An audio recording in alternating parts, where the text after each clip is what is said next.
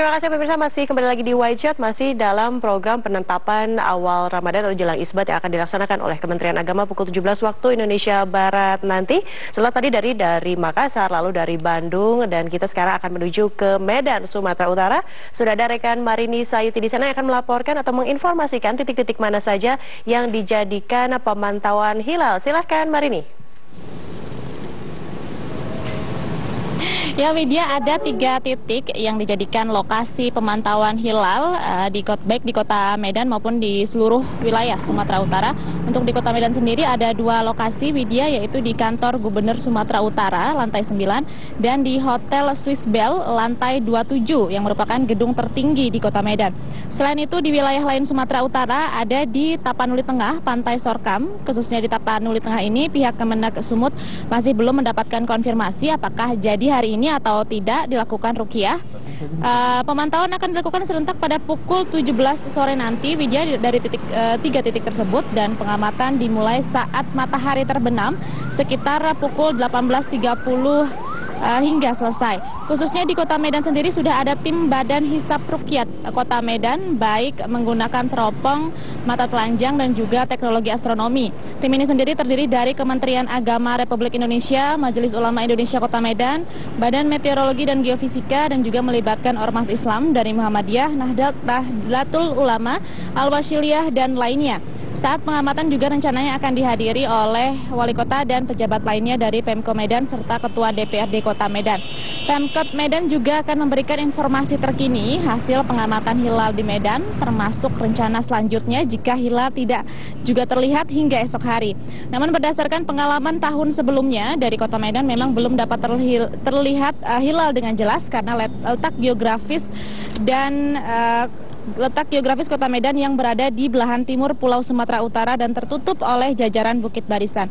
Berikut keterangan dari Surya selaku Kepala Bagian Keagamaan dan Pendidikan Kota Medan.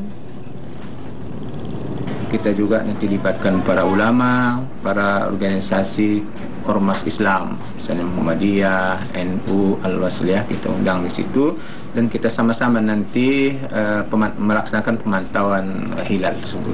Kalau tahun yang lalu belum sempat kelihatan, jadi harapan kita nanti ini bisa kelihatan. Kalaupun tidak bisa, itulah sesuai dengan ketentuan.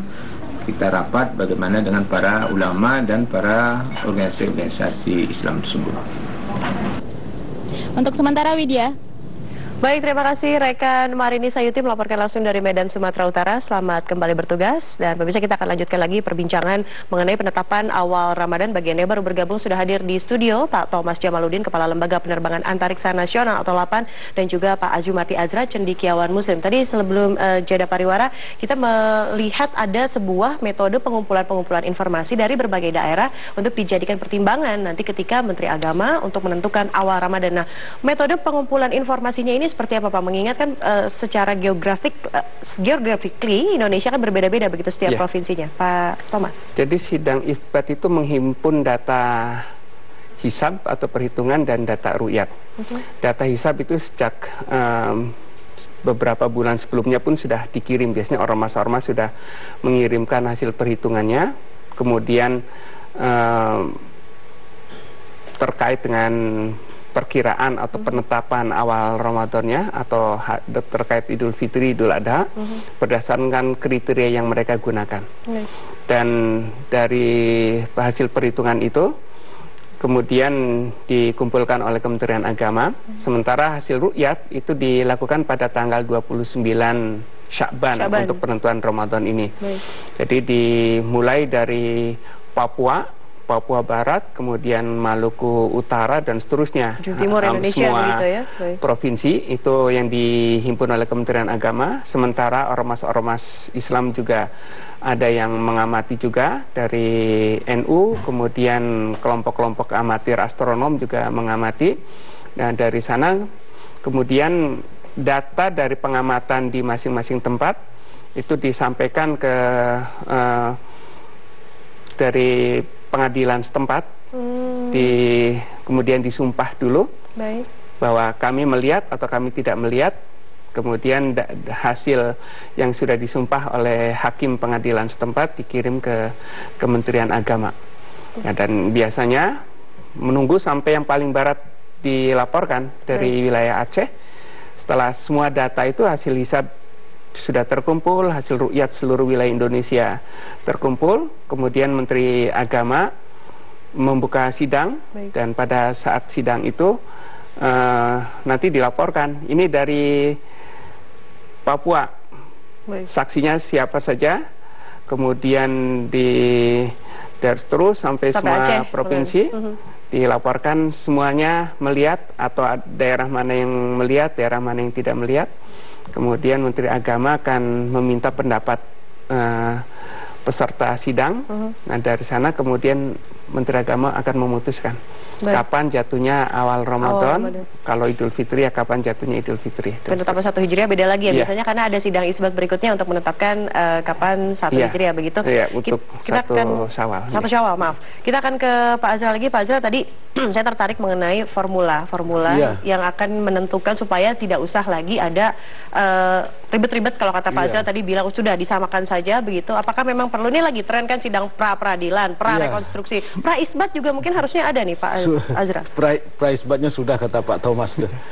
Menurut saya misalnya ada kriteria yang disepakati atau parameter standar yang disepakati, misalnya jangan 0,5 misalnya wujudul hilal sudah dianggap itu sudah masuk bulan Ramadan besoknya gitu. Atau ada juga yang terlalu tinggi, ada terlalu rendah seperti 0,0 misalnya sudah dianggap itu wujudul hilal. Ada juga yang misalnya NU itu berapa, 2,5 ya, 2 derajat itu. Kemudian bahkan persis sekarang 4 itu kan, makin tinggi. Kalau terlalu jauh nih jarak di antara ormas-ormas ini dalam penentuan hilal atau wujudul hilal itu, maka semakin tajam perbedaannya. Jadi oleh karena itu yang misalnya Muhammadiyah yang terlalu rendah itu harus diangkat ke atas, misalnya titik temunya mungkin di 1,5 misalnya, karena NU kan sudah 2, jadi turun ke bawah gitu. Memungkinkan tidak seperti itu untuk akhirnya harus mungkin dong, itu harus dibuat mungkin. Karena apa? Karena ini kan kepentingan umat dan bangsa secara keseluruhan. Kalau misalnya terus-menerus berbeda-beda, itu apalagi bedanya itu misalnya di penentuan 1 Syawal misalnya, wah itu bisa menimbulkan kegaduhan, bukan gaduh bertengkar, enggak, gaduh misalnya karena berbeda pendapatnya begitu. Bukan hanya berbeda pendapat, ada urusan protokoler ya kan. Kalau dia pejabat pemerintah misalnya gubernur atau presiden mau menyelenggarakan sholat Idul Fitri, mau open house misalnya, itu kan jadi repot gitu kan. Bener ya, sampai ke situ-situ perhitungannya. Termasuk juga misalnya di dalam keluarga. Dalam keluarga itu bisa terjadi perbedaan, misalnya suaminya kalau Muhammadiyah misalnya, dia bisa misalnya Idul Fitri 1 Syawalnya itu lebih dulu seharian. Kemudian istrinya yang mungkin NU sehari sesudah itu. Berbeda pendapat, jadi malah tidak menyatukan. Mereka tidak berkelahi sih, enggak. Tapi ya cuma perbedaan kalau bisa disamakan kenapa tidak begitu ya? Enggak menimbulkan suasana yang enggak nyaman gitu, kurang nyaman gitu. Jadi kalau misalnya sama-sama suami istri ini, meskipun dia berbeda, yang satu Muhammadiyah, satu NU, tapi sama-sama Idul Fitrinya, wah itu kan nyaman, enak gitu. Baik, kita akan lanjutkan lagi kebersamaan kita, pemirsa. Selepas jeda pariwara berikut ini, pemirsa tetaplah di Wajat Penentuan Awal Ramadan.